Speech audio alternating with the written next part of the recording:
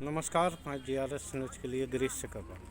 आज के इस ब्लॉग में मैं बात करूँगा चुनाव प्रक्रिया की और चुनाव आयोग द्वारा अपनाई जाने वाली उस प्रक्रिया की जिसको लेकर विपक्षी दल संदेह जताते रहे। निश्चित तौर पर EVM पर संदेह का जोर है। विपक्षी दल और बुद्धिजीवी वर्ग अभी भी दिल्ली के विभिन्न स्थानों पर, देश के विभिन्न स्थानों पर धरना प्रदर्शन कर रहा है। उन लोगों का आरोप है कि मशीन में वोटों की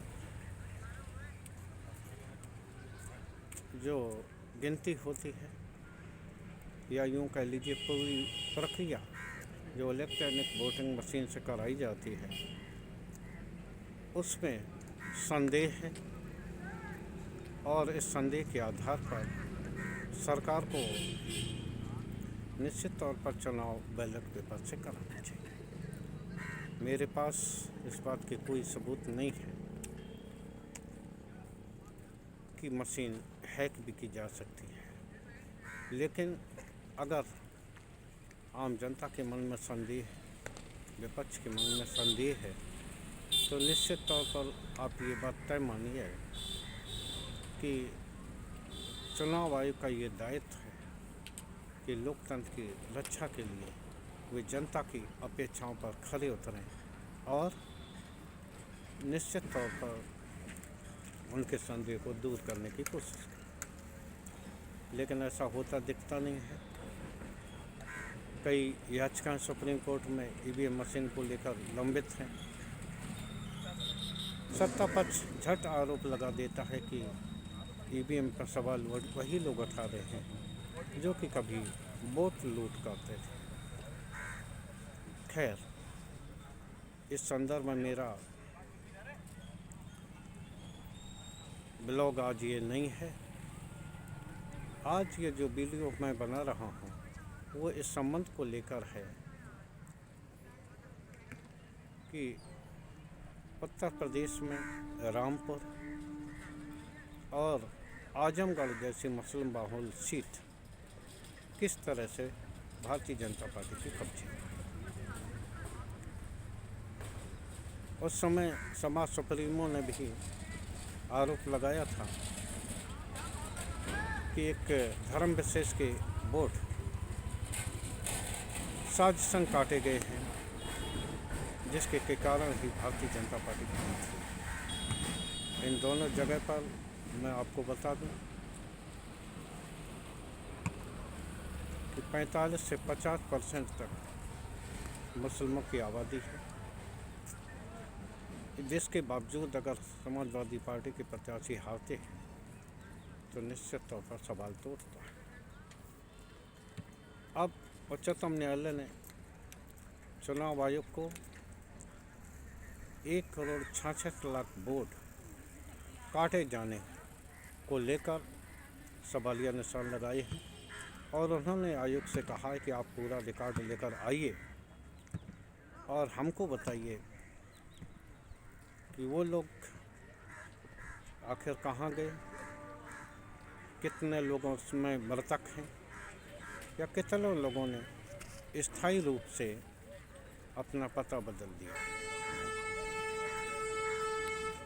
तो ये जो मसला है ये मेरे ख्याल से EVM से ज़्यादा ख़तरनाक है, क्योंकि EVM मशीन पे तो घपला घोटाला जो भी होगा तब होगा जब मतदाता वहाँ तक जाएगा।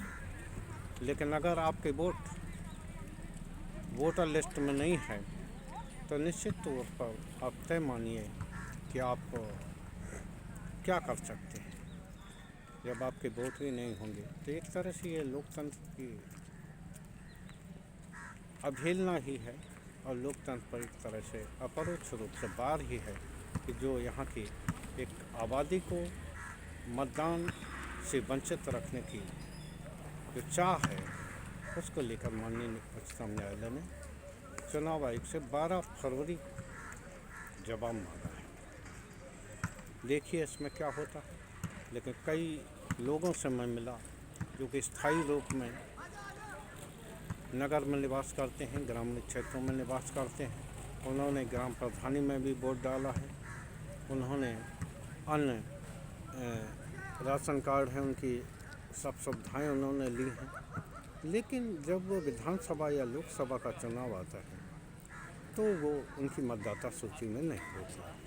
तो इसको लेकर ही माननीय उच्चतम न्यायालय ने, सुप्रीम कोर्ट ने चुनाव आयोग से इस बात की जानकारी देने को कहा है कि जिन लोगों ने स्थायी निकाय के चुनाव में वोट डाला, आखिर वो लोकसभा और विधानसभा में क्यों मतदान नहीं कर रहे, या उनके मतदाता उनके वोट जो हैं उनके सूची में नाम क्यों नहीं है। आप इसे विस्तृत रूप से हमें बताइए। अब देखना ये है कि इस संबंध में आयोग क्या कहता है। लेकिन आयोग पे जो सवालिया निशान लग रहे मतदाता सूची को,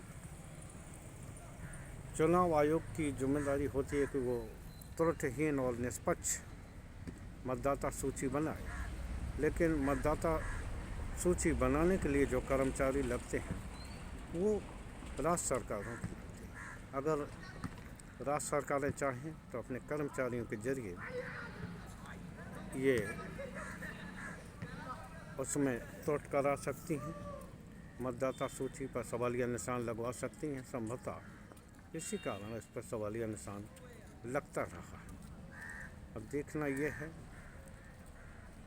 कि क्या लोकसभा चुनाव तक त्रुटिहीन मतदाता सूची चुनाव आयोग उपलब्ध करा पाएगा, या उसी त्रुटिहीन खराब मतदाता सूची के आधार पर ही लोकसभा का चुनाव होगा। ये देखना अलग बात होगा, क्योंकि अब केवल 100 दिन से कम समय नई सरकार के गठन के लिए रह गया है। तो ये उच्चतम न्यायालय संभवतः इस चुनाव प्रक्रिया को टाल नहीं सकता। लेकिन हाँ, ये कोशिश की जा सकती है कि अभियान चला के उन मतदाताओं के वोट बना दिए जाएं जो स्थायी रूप से नगर क्षेत्र या ग्रामीण क्षेत्रों में रहते हैं, लेकिन उनके वोट साजिशन काट दिए जाते हैं। माननीय न्यायालय को उन लोगों पर भी कार्रवाई करनी होगी, चाहे वो किसी भी स्तर के हों, BLO हों या अन्य कोई अधिकारी, जो भी जिम्मेदार अधिकारी, उन पर भी कार्रवाई करनी पड़ेगी जिन लोगों ने साजिशन मतदाताओं को मतदाता सूची से वोट काट के उनको उनका संवैधानिक हक मतदान का छीना है। आज के ब्लॉग में बस इतना ही। जय हिंद, जय भारत।